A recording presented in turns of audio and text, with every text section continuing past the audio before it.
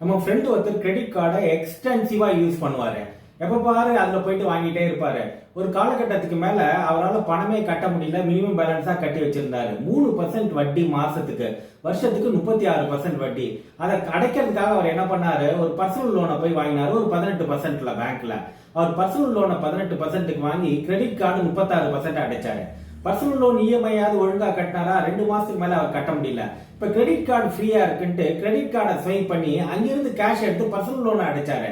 Credit card 36%, personal loan 18%. எந்த லோனை வாங்கி எந்த லோனை அடைக்கிறதுங்கிறது அவருக்கு ஒரு பேசிக் ஐடியாவே இல்ல. சோ இப்ப என்ன ஆச்சு, பர்சனல் லோனை அடைச்சிட்டாரு, 2 இஎம்ஐ பண்ணிட்டாரு. ஆனா கிரெடிட் கார்டுல மாசம் மாசம் அவரோட மினிமம் பேலன்ஸ் தான் கட்டிட்டு வராரு.